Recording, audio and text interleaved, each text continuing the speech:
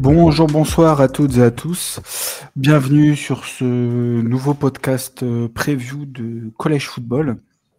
Après avoir vu une Week 0 qui a démarré tout doucement et avec les previews des matchs qu'on vous a fait part, justement, on va revenir sur ces matchs parce que la plupart des matchs dont on vous a parlé la semaine dernière, on a eu de belles rencontres. On a eu quelques surprises. On a eu quelques matchs attendus, évidemment. Mais avant de rentrer dans le vif du sujet, je vais vous présenter du coup mes deux amis qui sont toujours présents. Donc le premier à ma droite ou à côté de moi sur le live, c'est Rosu. Salut Rosu, comment tu vas? Salut à tous, ça va super. C'est un bon week-end sur le canapé. Euh, on a regardé à peu près tous les gros matchs, donc c'était cool. Content surtout pour toi vu que ton équipe est gagnante. On en parlera un peu plus par la suite.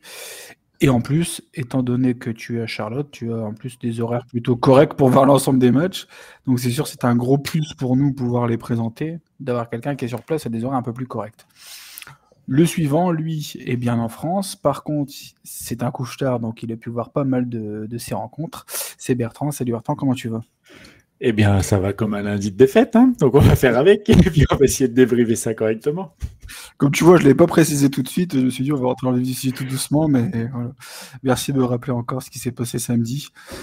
Mais bon, c'est un match qu'on va en venir plus tard.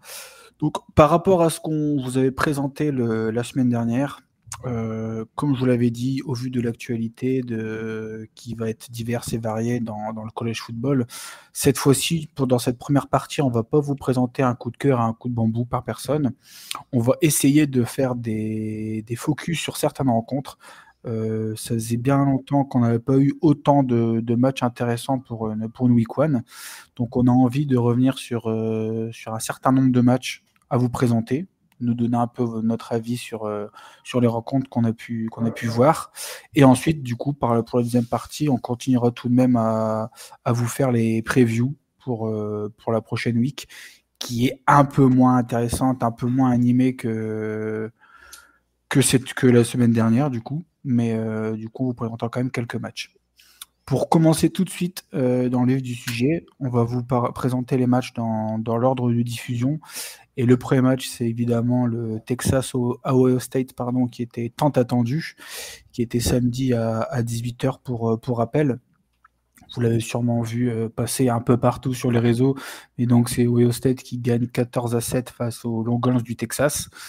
Il y a plusieurs points importants à relever. Tout d'abord, ce que j'aimerais dire pour résumer un peu ce match, c'est que j'ai trouvé dommage le manque de créativité, on va dire, de coronesse, pour dire gentiment, de la part des deux coachings offensifs de chaque côté. Je peux comprendre que ce qu'il faut rappeler, c'est quand même une première rencontre face à un gros prétendant. Pour le coup, Texas est à l'extérieur, donc je peux comprendre qu'on n'a pas trop envie de lancer.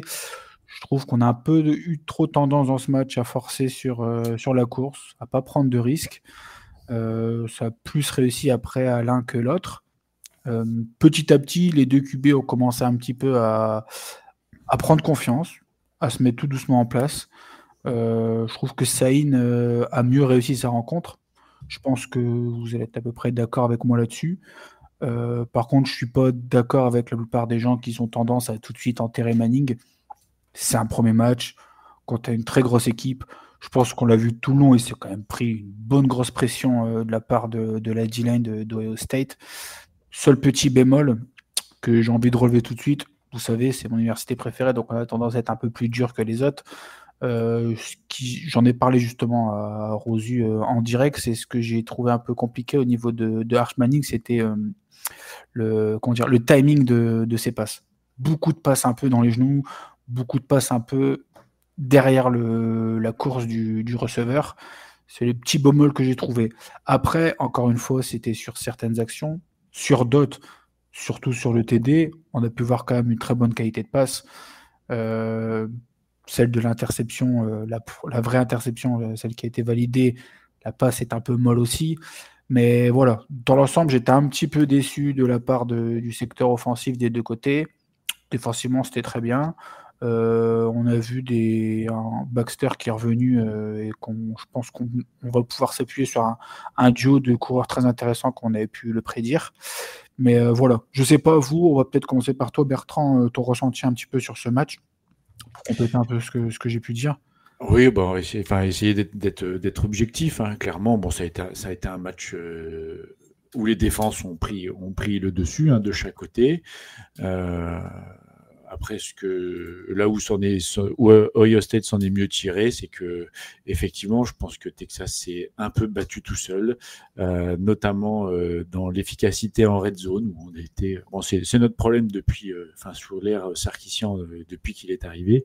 Mais effectivement, on fait quelques beaux drives et puis on n'arrive pas à concrétiser. On prend pas les points, on tente des quatrièmes, on se fait arrêter sur la ligne. Voilà, c'est des erreurs de coaching. Après, effectivement, hein, Manning, voilà, premier gros match à l'extérieur, premier vrai match à l'extérieur en tant que titulaire contre une des meilleures défenses du pays. Bon, bah, il n'a pas trouvé son rythme. Alors là où on peut être un petit peu plus positif, c'est qu'effectivement, sur le 4e quart-temps, on a vu le QB qu'on attendait. Voilà. Il y a eu des passes qui sont arrivées, il y a eu de très très belles passes, il y a eu le touchdown, mais c'était beaucoup trop tard pour pouvoir espérer quelque chose face à une équipe comme Ohio State.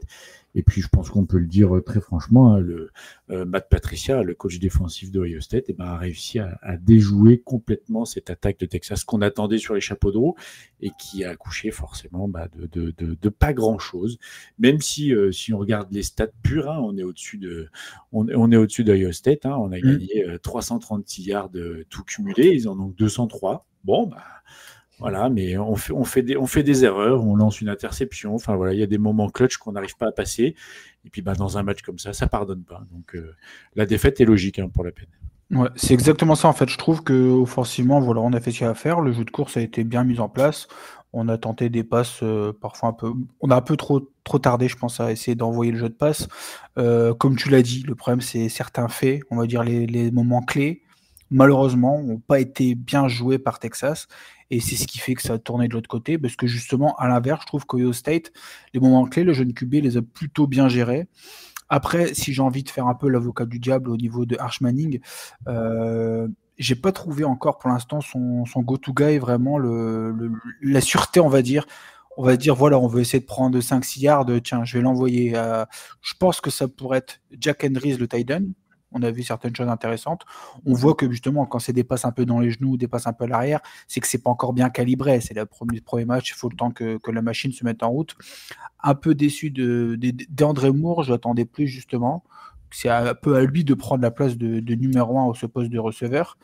Et voilà, j'espère qu'il va pouvoir trouver un gars sûr, comme j'ai envie de dire, vraiment la cible numéro 1 quand on a besoin de prendre des yards à la passe. Là, il sait qu'il peut se tourner vers lui. Ils ont leur petit jeu qui fonctionne. Mais bon, ça va se faire avec le temps. Surtout avec, je trouve, un jeu de course qui s'est plutôt bien développé au niveau des deux. À voir ce que ça va donner par la suite. En tout cas, c'est pas une défaite alarmante ou quoi que ce soit. Voilà, on perd d'un TD. C'est vrai que les receveurs n'ont pas vraiment été au rendez-vous. Alors effectivement, Manning n'a pas été très précis. Ça, je pense qu'on peut le dire. Il y a eu une paire de passes qui n'était pas au bon endroit. Mais n'empêche qu'il y a eu quand même pas mal de drops sur des balles, je pense, difficilement attrapables, certes, mais en tout cas qui sont touchés, qui sont tombés. Moi, j'ai été déçu particulièrement par Wingo aussi, Wingo qui a fait 2-3 drops et notamment sur la dernière en fin de match où effectivement la balle est un peu derrière, mais il y a un moment soit on va être un gros receveur et on montre qu'une balle quand elle est touchée même un peu en arrière, et ben on arrive à la ramener, ce qui n'a pas été le cas. Et effectivement Hendry, je pense, va pouvoir être rapidement la soupape de sécurité sur des petits tracés. Encore faut-il qu'il se libère rapidement. Tout à fait. Bon, voilà, c'est un match qu'il faut travailler. On n'est pas content, on est déçu, c'est normal. Mais il n'y a pas encore péril dans la demeure. On verra samedi prochain comment ça se danse. Après, on a quand même vu des bonnes choses, même défensivement. Voilà, on a vu des bonnes choses. Je trouve qu'ils sont plutôt en place. C'est comme on l'avait dit dans l'ancien preview, c'est souvent la défense qui est un peu plus facile à se mettre en place.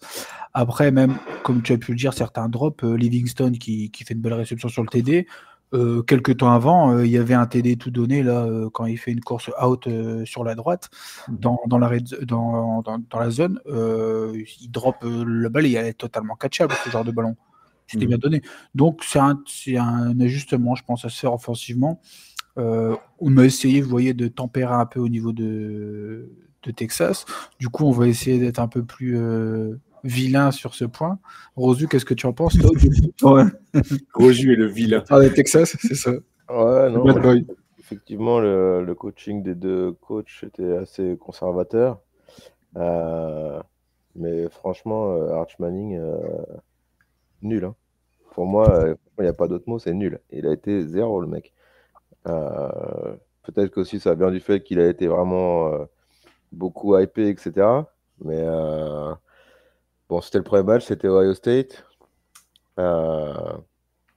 Mais attention, hein, il refait un match comme ça, je pense que je pense qu'il va pas rester longtemps. Hein. Ah, lui, Là, c'est double tranchant. c'était vraiment catastrophique. Hein. Franchement, là, la moitié des QB de Power 4, ils faisaient mieux hein, sur ce match-là. Franchement, moi, je l'ai trouvé dégueulasse.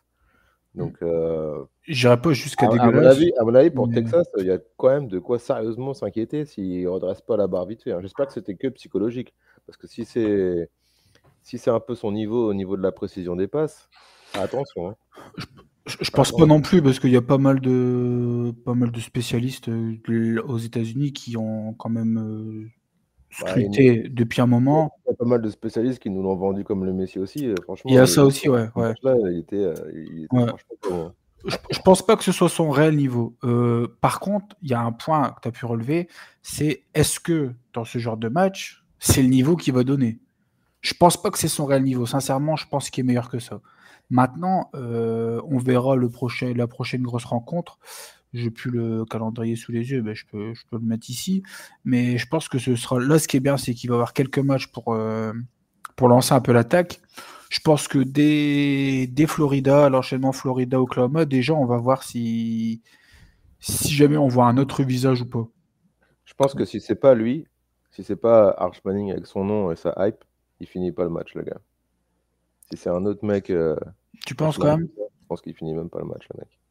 Alors Sark a pour habitude de bien continuer, même avec parce qu'on a pu le voir avec Ewers de temps en temps l'année dernière, et il continue toujours avec le mec, il ne le sort pas, quoi. Donc voilà. Tu te dis aussi comment ça se fait qu'il est resté aussi longtemps derrière Ewers. Voilà, peut-être qu'on a une réponse aussi. Hein. Donc bon, moi laissons-lui encore un peu de temps. Voilà, je pense que c'est le mot à retenir quand même. Ça se reproduit, attention. Ah bah là, il va être encore plus attendu au tournant. Il va emmener Texas avec lui dans la chute, hein, je pense. S'il continue sur ce train-là, évidemment. On ne lui souhaite pas. Et je ne le vous souhaite pas, surtout. Après, au vu des retours autour des Longhorns, que ce soit les médias, les gens qui suivent, etc., ils n'ont pas été non plus trop alarmants ils ont reconnu que c'était pas une belle performance, mais ils sont pas de là à dire que c'est son réel niveau et qu'on a un peu dans la musique. En face, il y a Ohio State. Donc, ouais. Moi, j'ai trouvé quand même une D-line très très costaud. Hein. Parce que, à savoir que quand même la O-line de Texas, c'est un peu notre point faible hein, quand même. Il y a quand même beaucoup de fois où il avait le temps de faire la passe, où il a fait la passe et où il a complètement raté. Je trouve qu'à ce moment-là, j'ai l'impression qu'il se précipite trop et qu'il ne termine pas son geste. Et il dit pas assez longtemps. Ouais, par rapport à la dernière là, sur Wingo, justement, qui est un peu dans son dos, on voit qu'il se précipite et il ne termine pas bien son geste. Je pense pas que c'est une erreur de qualité. Je pense plutôt que c'est. Il n'a pas bien commencé. Bon, voilà, ça, au niveau de la confiance, peut-être que ça a été dur, mais. Ce qui le sauve de la Bérésina, c'est ce quatrième quart-temps où il arrive à faire des connexions et puis de très belles passes. De trois très belles passes. S'il n'y avait pas eu ce quatrième quart-temps, je pense que le discours aurait été encore plus virulent pour la peine. Totalement, ouais. Parce qu'il y a quand même quelques fenêtres qu'il a bien trouvé. Une sur la gauche, je me souviens plus qui. Le TD, elle est quand même pas mal. Bon, après, voilà, il est quand même le mec est quand même à Texas, donc c'est qu'il doit avoir un minimum quelque chose. Donc. Espérons. Espérons. Bon, on va pas trop s'attarder non plus sur ce match parce que je pense que la plupart l'ont quand même regardé et étudié. On l'a déjà bien fait, je pense qu'il a déjà fait. Ouais, c'est vrai. Du coup, le prochain dans la suite du calendrier, il me semble que c'est bien Alabama contre Florida State. Et... Voilà, un premier upset, je trouve, pour ma part, surtout au vu du résultat. Une très bonne défense de la part de Florida State. une nouvelle fois qui a su faire les jeux au bon moment, je trouve, parce que l'attaque d'Alabama n'est pas non plus dégueulasse. Par contre, c'est moi ce que je trouve compliqué, là où il va falloir bien faire attention, c'est la défense d'Alabama. Je ne m'attendais pas à ça. Ils ont eu beaucoup de mal à faire des stops, alors que je pensais que pour moi, Alabama, c'était peut-être une des meilleures défenses de la saison. Mais j'ai trouvé ça très, très, très spécial. Je ne m'attendais pas à ça. Surtout qu'on dit que généralement, les défenses, elles sont bien prêtes, etc., par rapport aux attaques. Là, justement, c'est l'inverse. C'est Florida State, j'ai trouvé qu'offensivement, très inspiré, ils ont fait les bons choix. Castellanos, il fait un match très correct, très bon match. Il a fait ce qu'il avait à faire. Je ne sais pas ce que vous en pensez, du coup, revu un peu sur ce match. Bah écoute, on avait annoncé que ce serait pas facile pour Alabama, sous les colibets de la foule. Mais bon, Florida State, comme je dis, qui est pas si ridicule que ça dans tous les aspects du jeu. Je pense qu'ils ont été plutôt bons de façon générale.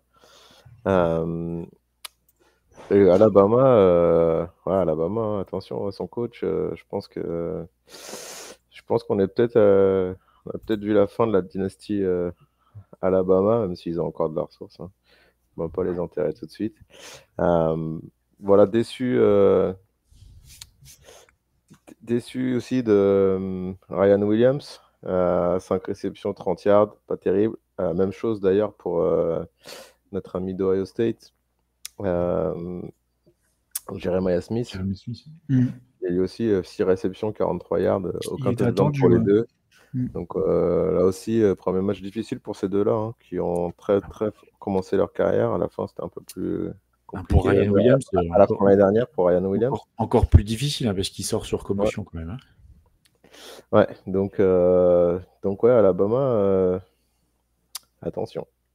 Ce qu'on n'a pas précisé aussi, pour justement, comme tu en parlais avec Ryan Williams, c'est que Jeremiah Smith fait pas non plus un match. Non, les deux. C'était compliqué un peu quand même des deux côtés. Ouais. C'est Jeremy Bernard, le numéro 2, du coup, ou numéro 3 même, je pense, receveur numéro 3, qui fait un match, qui sort un match correct quand même. Heureusement qu'il y a quand même une cible intéressante. Une réception de 146 yards, c'est pas mal pour eux. Ça reste quand même propre. On sait que c'est un petit gabarit assez vif, rapide, donc ils ont réussi à le trouver assez facilement. Et après, pour rappel, ce qu'on avait précisé au niveau des previews, quand on a parlé de Florida State, c'est que énormément de recrues, des recrues intéressantes. Ils ont réussi à combler les trous qu'ils avaient besoin. Et ce qu'on parlait, c'est est-ce que justement, quand on a énormément de recrues comme ça, est-ce que la sauce peut prendre et tout aussi rapidement ? Je trouve que franchement, premier très gros match de leur part, en tout cas. En tout cas, c'est bon pour la confiance pour eux, hein, ça c'est clair. Tout à fait. On sait que ce genre de match, on l'a vu, envahissement de terrain, etc. À la fin, t'arrives quand même à battre une équipe, je me souviens plus, ils étaient 8e, il me semble, 8e, oui. Alabama. Bon, voilà, tu bats une équipe du top 10, ça reste toujours ultra intéressant. Du coup, est-ce que tu voudrais rajouter un petit truc, Bertrand, sur cette rencontre ? Moi, j'ai assisté au naufrage, je crois qu'il n'y a pas d'autre mot, du coaching staff, et notamment de Kalen DeBoer, où il n'y a pas eu de révolte. Et ça s'est vu sur les joueurs, notamment défensifs. Hein. Enfin, Bama, ils ont pris plus de 200 yards à la course pour une grosse défense. Ils ont pris 230 yards à la course. J'ai trouvé ça hallucinant. Et dans l'attitude des joueurs, dans l'attitude du coach, je l'avais dit dans la preview où j'attendais beaucoup de bords justement de cette année qui remettent un peu cet élan, et on voit des défenseurs qui font des poursuites en trottinant, qui s'impliquent pas, c'est pas la culture qu'on a l'habitude de connaître à Bama où c'est des mecs, c'est des mecs qui lâchent rien sur n'importe quel match. Voilà. Et là, ça fait 2 ans, c'est compliqué commencer une saison comme ça, alors qu'on est attendu comme ça. Sur X, ça commence déjà à calculer qu'est-ce qu'il faudrait payer pour le mettre dehors. La réponse est 70 millions. Voilà. Et c'est des comptes sérieux qui réfléchissent déjà à ça. Il y a déjà des gens qui sont en train de lancer des pétitions pour savoir qui pourrait mettre les 70 millions pour changer de coach avant la fin de la saison. Le feu brûle à Alabama et ça va être compliqué de l'éteindre rapidement. On est d'accord. Et pour rappel, du coup, je vais me mettre un peu sur le calendrier. Donc, Alabama, ils joueront contre Monroe le prochain match.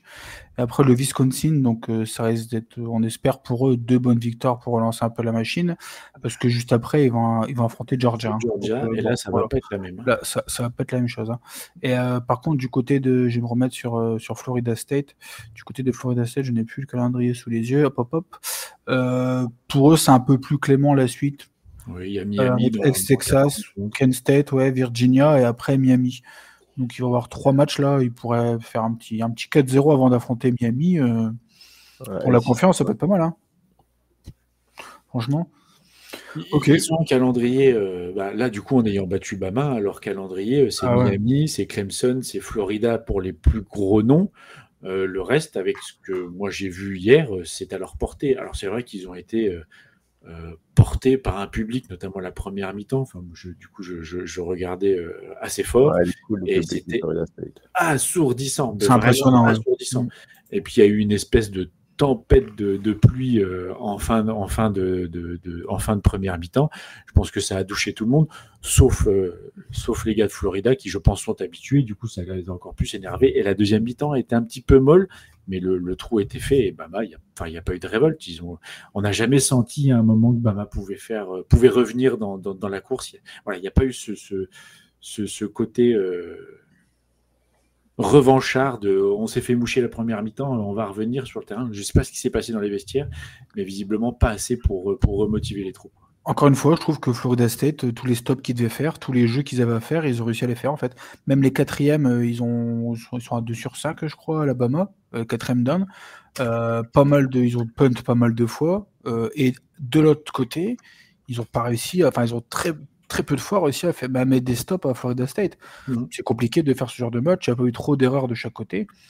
C'est un premier. Alors attention, est-ce que on sait tous, voilà, Florida State, nouvelle équipe, on joue contre Alabama, une équipe du top 10.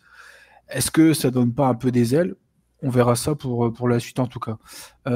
Petite erreur de ma part, j'avais oublié de mentionner une équipe, un match, pardon, qui s'est joué avant. C'était le LSU Clemson. C'est après? Oui, c'est après. Ouais. Ah bah j'ai été bon alors dans ma programmation, cool. Donc du coup voilà, le LSU Clemson, on va essayer de passer dessus rapidement parce qu'il n'y a pas eu de gros faits marquants dans ce match. Même si pour ma part je voyais Clemson gagner chez eux. J'étais un peu déçu par le match de Kate Klubnik. Je m'attendais à mieux. Il y a quand même une très belle squad de receveurs. Je m'attendais à voir autre chose. Il n'a pas été très propre dans son jeu. 0 TD à la passe. De l'autre côté, Nuss Meyers qui revient pour une 5e ou 6e saison, il me semble. Non, je crois qu'il est à peu près correct. Oui. C'est pas le pire. C'est pas le pire. Ouais. Ouais, mais bon, quand c'est. Il est senior, là, c'est sa 4e saison. C'est 4e, c'est pas 5e? Ouais. Okay. Il avait un redshirt sûrement. Je crois qu'il y avait un redshirt, ouais. Mais c'est juste au fait du nom, quoi, que c'est quand même un QB. Généralement, ils sont déjà partis. Des QB qui ont ce nom-là et ce talent-là. Mais voilà, il y a eu par contre un match, voilà, à l'image de ce qu'il a fait l'année dernière. Ce que j'ai bien aimé, c'est l'alternance qu'ils ont su trouver dans le jeu de course, le jeu de passe. Quand tu as un QB comme ça, c'est toujours et quand tu as un jeu de course qui fonctionne, derrière c'est toujours plus facile de pouvoir trouver des bonnes positions au niveau de la passe. Je ne sais pas si vous voulez relever un petit point par rapport à ce match. Rosu, si tu veux donner une petite précision. Ouais, pour le coup, très bon match. Franchement, 2 grosses équipes. Vraiment 2 grosses équipes. La défense de LSU, attention. Franchement, super sérieux aussi. Donc ouais, gros quarterback, gros running, grosse défense. Puis même en termes de réception, il y a eu des trucs franchement pas mal. Ils ont même eu un TD qui a été refusé, franchement limite. Parce que la balle bougeait un peu quand il touche le sol, mais franchement limite. Franchement, j'ai trouvé moi LSU très fort. Hein. Donc, parce que Clemson en face c'était correct aussi. Donc pour le coup, attention LSU. ça va être dur à battre, je pense. C'est clair. Ils avaient déjà une très très bonne attaque la saison dernière, mais en plus de ça, ils ont une très bonne défense cette saison. Et c'est annoncé comme une des, je pense aussi top 5 défenses du college football. Et là, ils l'ont prouvé face à un prétendant au titre. Clemson qui était quand même annoncé comme un prétendant au titre. Encore une fois, c'est le genre de match qui donne un boost de confiance. Tu bats un des prétendants au titre en first week chez lui. Avec la manière, c'est quand même une très belle performance. Ouais, ils étaient 9e, Clemson 4e. Exactement. Je pense que LSU, ils vont bien monter du coup. Bien monté, ouais, tout à fait. Tu veux ajouter quelque chose, Bertrand, sur ce match? Oh, tu sais, très rapidement, mais vraiment, voilà, moi j'ai trouvé LSU hyper impressionnant. C'est aussi seule victoire à l'extérieur. Enfin, dans les gros matchs du top 25, c'est la seule victoire à l'extérieur. C'est important de le sur le préciser. week-end, c'est important. Dans un stade Clemson qui est aussi connu pour être très hostile pour les équipes qui y sont, avec un public qui fait beaucoup de bruit. Et Nussmeier a montré qu'il était là, qu'il était le patron. La défense a montré ce qu'on attendait d'elle contre une équipe de Clemson qui est effectivement prétendante. Je rejoins Rezu, attention Clemson. Je pense qu'on a un contender cette année-là. Si ça continue sur ce rythme-là, et normalement ça devrait même augmenter, ça peut faire très très mal. Exactement. Pour le prochain, c'est bien South Carolina, Virginia Tech au niveau du calendrier. C'est ça. Ouais. Voilà. Donc, on l'a toujours dit, il y a des matchs qu'on doit gagner et qu'il faut gagner. Je pense que c'est ce qu'a fait South Carolina. J'ai bien aimé le match de Seller, qui a su montrer que c'était lui le patron et qu'il a fait très tôt dans le match en plus. Ils marquent sur leur premier drive, il me semble, TD direct. Mais du coup, je vais te laisser, Rosu, nous parler un peu plus en détail de ton ressenti et de ce que tu as aimé ou moins aimé chez les South Carolina Gamecocks. Ouais, donc South Carolina qui s'impose 24-11, donc malgré tout un score assez large. Plus que le match vraiment ne pouvait le laisser penser. South Carolina qui a très bien démarré, donc avec un touchdown d'entrée sur le premier drive. Donc là, on s'est dit, oula, super, magnifique. Et finalement, on a vite déchanté parce que la suite a été un peu laborieuse pour South Carolina. On n'arrivait pas à faire grand-chose sur le jeu de course. Et on m'avait dit dans la semaine précédente que j'attendais surtout de voir les squads des receveurs et les linebackers. Et ben, franchement, j'ai pas été. Les receveurs, bon, j'étais plutôt content de Nick Arbor, franchement, qui enfin a vraiment passé un palier, j'ai l'impression. Et les linebackers, pour le coup, on doutait d'eux. Bah, franchement, ils ont été super. Je pense que ça a été les meilleurs en défense. Je pense que la défense de South Carolina, ça va pas être du gâteau pour tout le monde. Virginia Tech, ils mettent pas de touchdown sur ce match-là. Tout à fait. Des kicks. Le petit jeune Fred Johnson, linebacker, que j'avais annoncé comme le joueur que je voulais voir dans ce match. Il finit SEC Defensive Player de la week. Il a une interception qu'il prend dans la end zone et il veut ressortir un peu bêtement parce qu'il y a plein de monde et il se fait plaquer sur les 2 yards qui ensuite a conduit à un safety. Donc ça, c'était pas très malin de sa part pour le coup. Mais sinon, énorme match de sa part. Donc franchement, vraiment rassuré pour la défense. Le corner Brandon Cissé aussi top. Par contre, vraiment, le point d'interrogation où on ne s'attendait pas vraiment, c'était la O-line, et on connaît l'importance de la O-line. Donc, je sais qu'il y avait un des gars qui était blessé. Ils ont changé le left guard à la mi-temps. Vraiment, il a fait une prestation catastrophique. Et après, ça a été un peu mieux. Et ensuite, bon, ça a été pas mal géré. Il y a eu un appel du coach Beamer, qui est connu pour son affection pour les special teams, lui qui était coach des special teams avant. Et sur un punt, il y a une pénalité pour Virginia Tech. Le coach choisit de faire re-kick au lieu de prendre les 5 yards. Et sur le kick, retour gagnant de Vicari Swain, qui est corner. Donc là, ça a donné un ouf de soulagement un peu à tout le monde. Et ensuite, Virginia Tech, qui était un peu obligé de de presser pour espérer avoir une chance. Là, malheureusement, ils se sont pris la spéciale Nick Arbor, play action, et puis on balance dans le fond. Merci, au revoir. Il n'y avait personne pour suivre.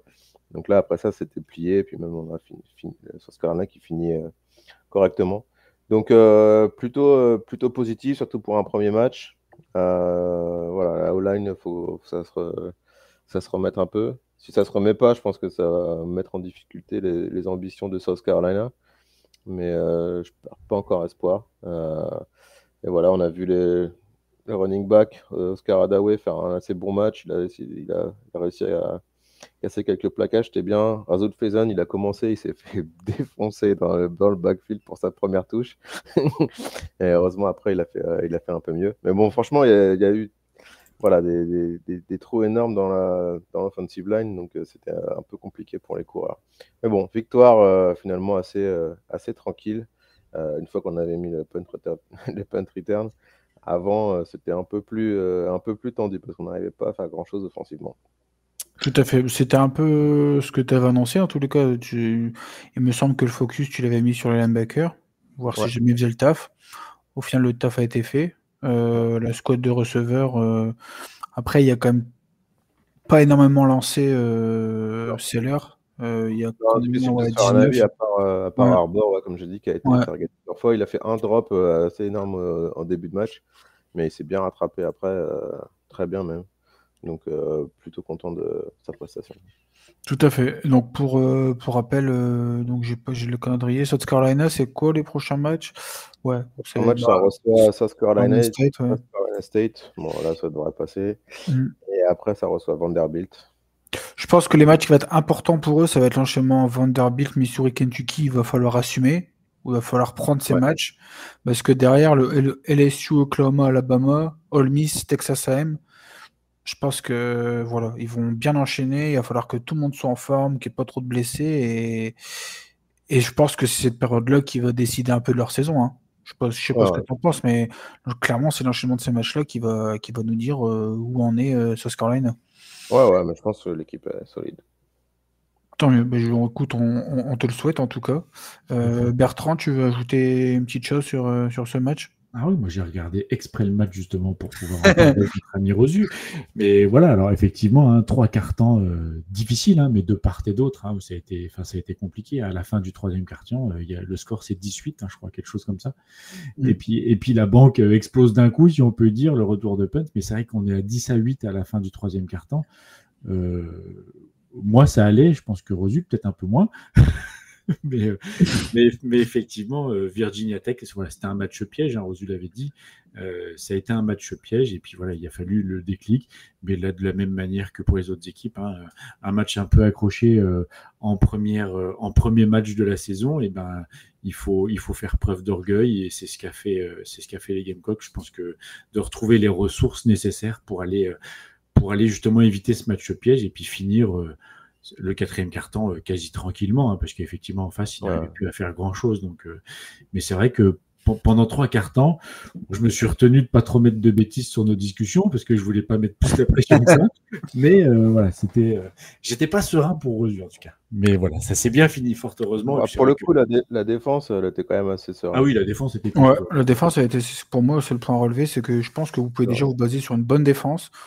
C'est peut-être le jeu de course qu'il va falloir essayer de développer un peu plus pour être plus dangereux quand même. Après, comme tu l'as dit, la O-line qui n'est pas exceptionnelle, ça va être compliqué de développer un bon jeu de course.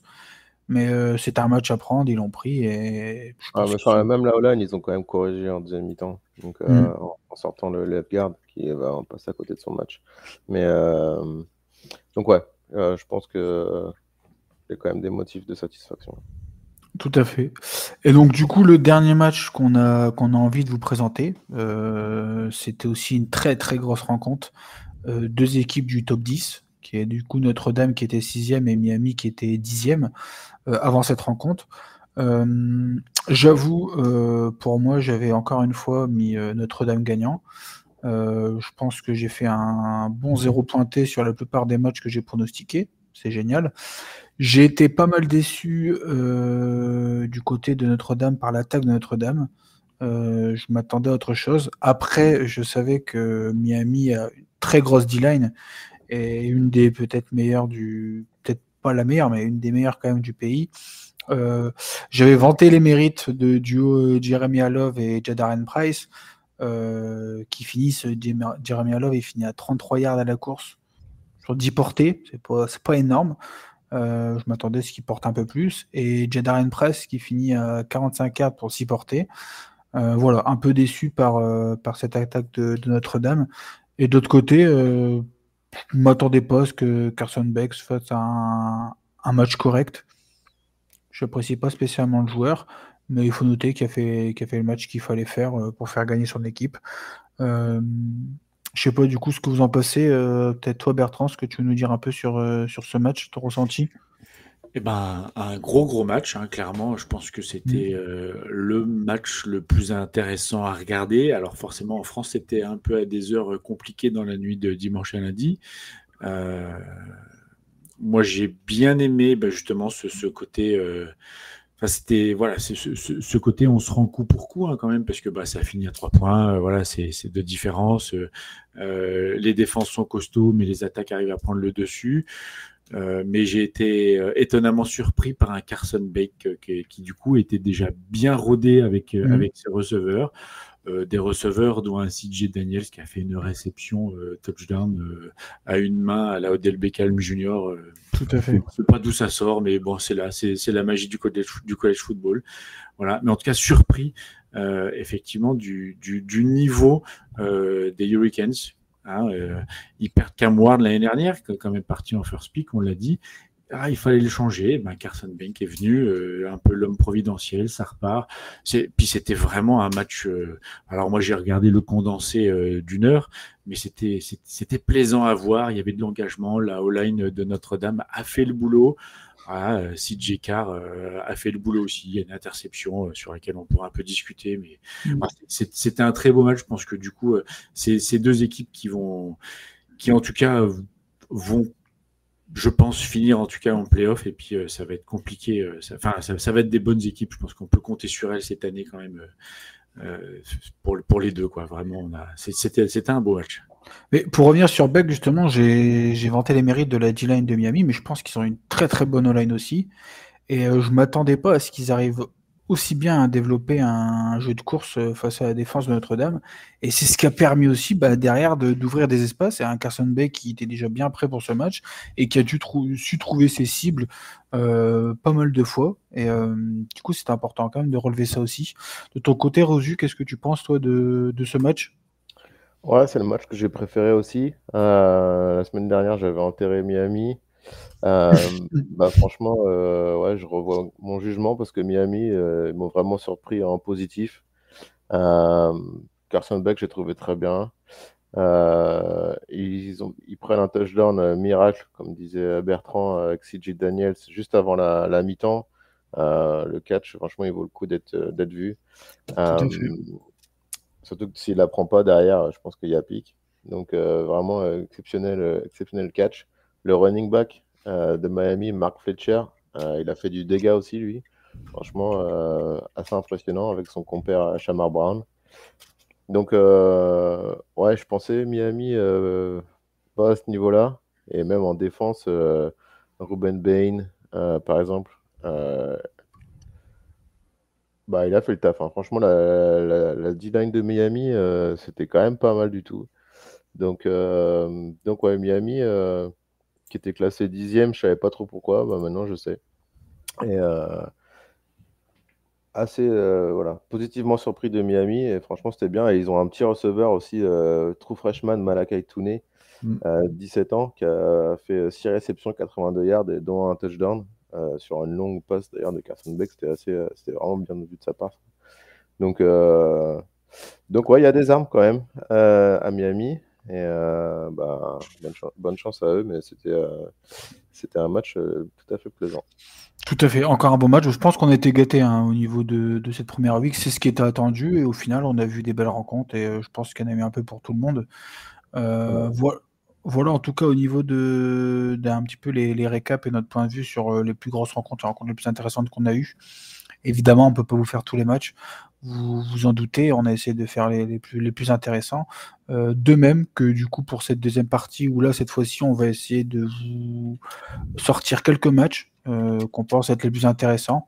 C'est pas la même week. Vous attendez pas à avoir des weeks aussi chargés chaque semaine. Mais il y a quand même quelques matchs intéressants à relever. Pour commencer, dans l'ordre chronologique, on va être sur un duel au Texas entre Baylor et SMU. Deux équipes avec pour l'instant un début de saison un peu différent, car Baylor a perdu son premier match face à Auburn. Auburn qui reste une très bonne université. C'était un match qui était serré. Auburn qui a gagné 38-24 face à Baylor. De l'autre côté, SMU qui ont joué un match assez facile et qui ont gagné assez largement 42-13. Texas A&M. Voilà, exactement. Au bataillon. Parfait, merci beaucoup. C'était le premier match pour se mettre en jambe. Au niveau de ce match, je pense que SMU est pour le moment favori, jouant en plus à domicile. Ils ont une équipe un peu plus construite pour ce genre de match. Je ne sais pas pour vous, du coup, Bertrand, qu'est-ce que tu penses de ce match? Pour toi, quel est ton ressenti, ton favori Alors, j'attends beaucoup SMU, forcément, parce qu'on en avait parlé dans les previews de chaque conférence. C'est un match piège pour SMU, parce qu'ils sont donnés favoris, mais attention, en face, ça rigole pas trop non plus. Le QB de Baylor, Robertson, il a quand même fait 419 yards à la passe et 3 TD sur le match d'avant, malgré la défaite. Et sans interception. Et contre Auburn. Et contre Auburn, c'est pas rien, alors que Jennings, de l'autre côté, contre ce qu'on appelle un cupcake, c'est une équipe qu'on appelle cupcake parce que voilà, c'est pas une équipe très très forte. Il y a que, entre guillemets, que 260 yards, 2 TD, une interception. Les running, ça n'a pas été ça non plus. Leur meilleur running, il fait 6 portées pour que 44 yards. Ils sont favoris, je pense qu'ils sont favoris. Mais attention au match piège. Baylor, c'est jamais simple.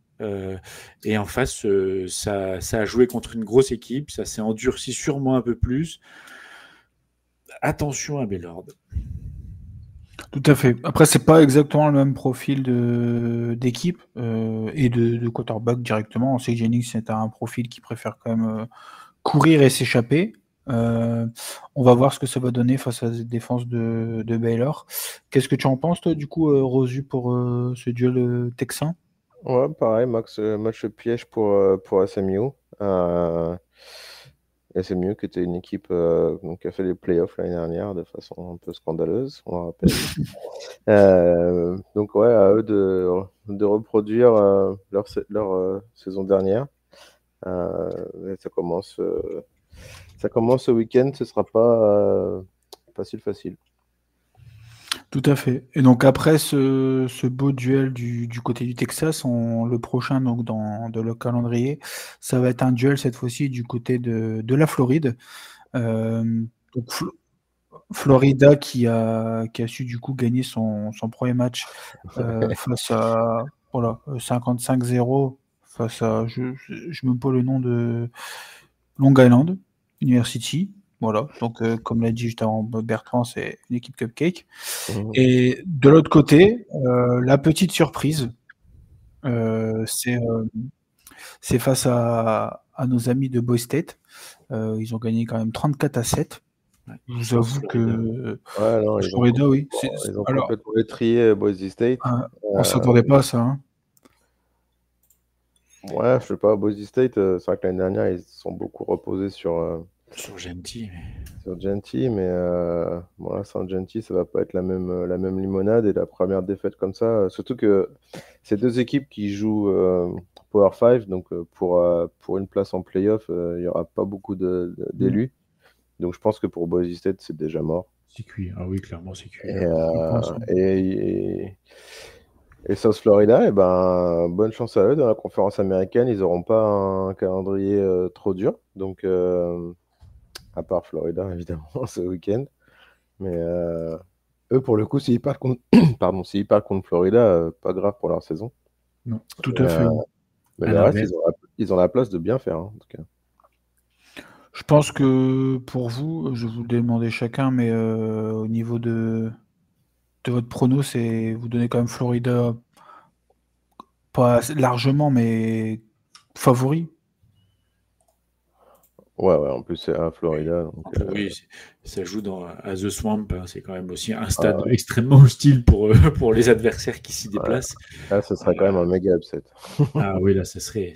Ouais. Après Boston, s'ils arrivent à battre Florida, ce serait un très très gros début de saison, peut-être un des plus historiques qu'ils ont pu avoir. Enfin, je sais pas, je connais pas par cœur leur histoire, mais en tout cas, ce serait un très beau résultat d'aller gagner à Florida. Florida qui est comme annoncé, qui était 15e. Oui. Au vu de leur premier match, je ne sais pas s'ils vont beaucoup bouger dans ce classement, mais ça restera un sacré upset en tout cas pour ce match. On va pas trop s'attarder au niveau de ce match qui n'est pas non plus le plus intéressant. Vous l'avez compris que c'est pas la même que la week précédente. Le suivant, au niveau du calendrier, donc c'est Arizona State contre Mississippi State. Qui se jouera le 7 septembre à 1h30 du matin, heure française, à Mississippi State. Pour ces deux équipes, Mississippi State qui a gagné assez facilement une nouvelle fois. J'ai envie de dire les deux équipes qui ont fait le match qu'il fallait faire, qui ont gagné assez facilement face à des adversaires médiocres, à peu près sur le même taux de résultat, parce que Mississippi State qui gagne 34-17 et l'autre côté Arizona State qui gagne 38-19, exactement. Ça risque d'être un match intéressant, peut-être pour le moment la rencontre la plus serrée qu'on ait pu discuter. Mississippi State sont chez eux, c'est ce qui va les sauver un petit peu dans ce prono. De l'autre côté, je pense qu'Arizona State est peut-être l'équipe avec le plus de qualité offensive surtout. Qu'est-ce que vous en pensez du coup? On va commencer par toi, Rosu, sur cette rencontre. Moi, Arizona State qui a un statut un peu à défendre, ils venaient de nulle part l'année dernière et puis finalement ils ont été très bons jusqu'en playoff. Donc ouais, eux ils jouaient quand même contre une équipe pas de première division, au contraire de Mississippi State. Donc je trouve quand même un peu inquiétant d'avoir pris autant de points. Mais ouais, pour Mississippi State, on va voir ce que ça donne. C'est quand même une équipe SEC. Donc, bon, c'est un peu, ils sont un peu dans le fond de la SEC, mais enfin quand même. Donc, match intéressant entre deux conférences, deux équipes qui s'affrontent pas souvent. Donc, ça va être intéressant à voir. Tout à fait. Et toi, Bertrand, du coup, qu'est-ce que tu en penses? Oui, même principe, hein. L'année dernière, ils sortent un peu de nulle part, portés par leur running Skatebou et puis leur QB Levitt, quand même, qui font des beaux matchs. C'est toujours là, lui. Hein. Oui, lui, il est toujours là. Skatebou, il est parti aux Giants. Mais du coup, c'est vrai qu'il y a quelque chose à défendre. Il ne faut pas vendre la peau de Mississippi State et des Bulldogs trop vite, surtout quand ils sont à domicile. Faudrait pas qu'Arizona State, les Sun Devils, du coup, aient un trop accès de confiance en se disant voilà, on va aller taper une équipe entre guillemets de fond de classement de SEC. C'est pas la même. On est sur autre chose. Moi, je vois le match piège, très très piège pour les Sun Devils. Les Bulldogs, ça reste costaud, ça reste solide. C'est certes un peu moins spectaculaire que le reste de la SEC, mais n'empêche que ça crée souvent des problèmes aux meilleures équipes de la SEC. Donc attention. Tout à fait. Après, pour le coup, pour Arizona State, la chance, on va dire, qu'ils ont eu par rapport à d'autres équipes, c'est qu'ils ont pu faire un premier match pour se roder. On veut dire que les cadres, les joueurs attendus offensivement, que ce soit Levitt ou surtout, j'ai envie de parler de Jordy Tyson, qui est annoncé aussi comme un top 5 ou top 10 des receveurs, a fait un match quand même correct avec, donc j'ai les stats, c'est plus de 50 yards en réception pour 2 TD et 12 réceptions, justement. C'est un très, très gros chiffre. Je pense que ça peut faire du bien pour une attaque comme ça, justement d'avoir un premier match pour se roder, pour se trouver un peu dans le jeu. Et donc, à mon avis, il risque de faire un beau match offensif pour la prochaine week. On arrive du coup au niveau du dernier match qu'on voulait vous partager. C'est peut-être, je pense, le match le plus attendu de la prochaine week. le match le plus serré, surtout au vu de leur première rencontre. Donc c'est bien Michigan face à Oklahoma. Seul match, il me semble, de duel entre deux équipes du top 25. Oui. Michigan. Jusqu'au classement demain soir. Mais voilà. Exactement. Donc, mais pour le moment, c'est Michigan donc 14e et Oklahoma 18e. Pas de raison qu'ils sortent, de toute façon. Non, mais par rapport aux autres équipes. Par rapport aux autres équipes qui vont peut-être sortir ou rentrer. Oui. Exactement, ouais. Mais donc du coup, c'est la même chose en fait que le match juste avant, c'est qu'ils ont joué deux équipes de bas level. Ils ont prouvé chacun de leur côté. Oklahoma qui a gagné 35-3 avec un très bon match de leur quarterback quand même qui finit à 30 sur 37. C'est quand même assez propre. Exactement. Pour 3 TD, bon, une petite inter, il a voulu se faire plaisir à la fin, mais bon, c'est quand même une très, très belle ligne de stats. Et de l'autre côté, tu voulais préciser quelque chose ? Il bat le record de la fac d'Oklahoma pour une première titularisation. Ce qui n'est pas rien, voilà, il faut quand même le noter. Ça reste contre une équipe, effectivement. Mais c'est important de le préciser quand même. Encore une fois, c'est important de pouvoir jouer ce genre de match en week 1 pour justement lancer la machine et gagner en confiance. De l'autre côté, c'est la même chose. Bryce Underwood qui était très attendu. On ne savait pas si c'est lui qui allait être numéro 1 ou pas. C'est lui qui est au final numéro 1. Et qui fait un match aussi correct. Bon, une nouvelle fois, c'est anecdotique parce que ça reste contre des équipes un peu plus faibles. On va avoir hâte de voir ce que ça va donner dans cette rencontre. Je ne sais pas pour vous, du coup, Rosu, qu'est-ce que tu as envie de voir, de retenir de ce match ? J'ai envie de voir, comme tu dis, le jeune QB de Michigan qui a fait un match correct. C'était contre une équipe de première division aussi, New Mexico, contrairement à Oklahoma. Et donc, le quarterback John Matir, qui était déjà bon à ce niveau-là, qui a rejoint cette année Oklahoma. Donc, l'expérience sera côté Oklahoma. Mais en plus, ils joueront à domicile. Donc, je pense que ça peut être un peu difficile pour Michigan. On verra ce que ça donne. Et Michigan, attention, ils ont recruté le running back d'Alabama, Justice Haynes, qui les a préférés à la place de mes petits Gamecocks. Il a fait un carton dans le premier match. Donc je pense que voilà, Michigan, ce sera plus au sol, Oklahoma peut-être plus dans les airs. Et ça devrait être une belle confrontation incertaine. C'est toujours bien de voir les matchs incertains, surtout quand on est neutre. Tout à fait. Et Oklahoma, faut qu'il relève un peu la tête aussi de l'année dernière. Donc, mais justement, c'est important de préciser, c'est que il a fait quand même une rencontre assez intéressante, le Justice Haynes, parce qu'il finit quand même à 159 yards à la course pour 3 TD et 7 portées.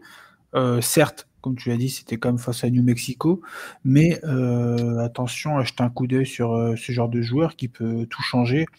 Vous savez l'importance d'avoir un gros jeu de course pour faciliter le jeu de passe, et pour un Underwood justement qui débute comme ça, avoir un aussi bon coureur à ses côtés, ça peut donner confiance et puis se dire bon voilà, je suis un peu plus libéré, je sais qu'ils vont devoir surveiller mon copain qui envoie du lourd, ça va peut-être me donner un peu plus d'espace pour développer mon jeu de passe. Bertrand, toi du coup, qu'est-ce que tu en penses de cette rencontre ? Alors j'en pense que Michigan va gagner, je suppose. Oui, déjà, parce que pas les Sooners, Merci. Comme ça, on est bien d'accord. Mais pour avoir jeté un coup d'œil au match des Sooners, parce qu'il faut toujours s'intéresser à l'ennemi, tout à fait. Leur ligne offensive a été franchement pas terrible, alors qu'ils jouaient quand même contre une équipe, qui est pas ouf. Illinois State, personne ne sait où ils sont. Voilà. Et je me dis que contre la D-line des Wolverines au Michigan, ça va pas être la même danse. En face, c'est du très très lourd quand même. Donc même si John Matir, du coup, il a fait un sacré match. J'ai peur que l'offensive line des Sooners soit pas vraiment à la hauteur et que ce soit très très compliqué pour les Sooners à domicile. Je leur souhaite pas parce que je veux toujours que le match contre Texas après soit un match entre équipes classées et en forme parce que c'est là où on a du spectacle et que c'est important.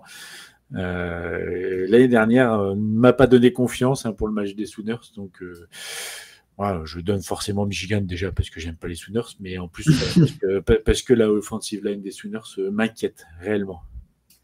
Tout à fait. Je pense que si Mathieu refait le même match qu'il a fait face à Michigan, on risque d'en reparler au prochain podcast. Et pour un petit moment. Du coup, je t'ai pas demandé à toi, Rezu, c'est ton prono pour cette rencontre. Tu vois quand même Oklahoma gagner ou... Non, j'ai pas vraiment de favori. Ça me paraît assez ouvert, de styles différents. Donc non, je ne me mouille pas sur celui-là. Pas de take aujourd'hui. Ça va être... Justement, c'est pour toutes les personnes qui découvrent et qui rentrent dans cet univers du college football. C'est deux très grandes franchises, deux très grandes universités, pardon, on va pas se mentir. Ça reste un match sympa à regarder. Je pense que ça va être un beau match à voir. Et si jamais justement vous voulez découvrir, vous n'avez pas encore trop d'équipes favorites d'université ou quoi, pourquoi pas regarder ce genre de rencontre, un peu à l'image du Notre-Dame Miami qu'on a eu la semaine dernière, ou le Texas Ohio State, même si bon, c'est des équipes quand même déjà un peu plus connues, un peu plus fortes aussi. Ce genre de match, ça peut être sympa. C'est sûr que bon, c'est pas en regardant Virginia Tech, South Carolina que ça va vous inspirer, mais pourquoi pas. C'est vrai qu'ils ont été bien mis en avant quand même, South Carolina, ces derniers temps. Voilà, bon, en tout cas... Mérité. Et mérité, tout à fait. Objectivité. Ils ont fait leur preuve après match, c'est top. En tout cas, merci beaucoup à vous deux. Vous l'avez compris, donc on arrive à la fin de ce podcast. On a essayé d'être le plus bref possible pour ne pas trop déborder, essayer de garder quelque chose de qualitatif pour vous et que ce soit pas trop lourd non plus. J'espère que ça vous aura plu. En tout cas, une nouvelle fois, n'hésitez pas à réagir par rapport au podcast. On va essayer de notre côté d'animer un peu plus notre Discord avec la communauté pour justement avoir peut-être vos retours en direct. On sait que vous êtes quand même nombreux à nous suivre et vous êtes aussi pour certains des connaisseurs depuis une bonne paire d'années. Donc c'est toujours intéressant d'avoir votre ressenti par rapport à ce qu'on fait. Donc n'hésitez pas à réagir, que ce soit sur les posts qu'on peut mettre ou directement sur notre Discord. En tout cas, voilà, je vous souhaiter très bonne soirée ou très bonne journée selon quand vous allez écouter ce podcast. Merci à vous deux et on vous dit à la semaine prochaine. Merci à tous. Salut à tous. Ciao. Allez.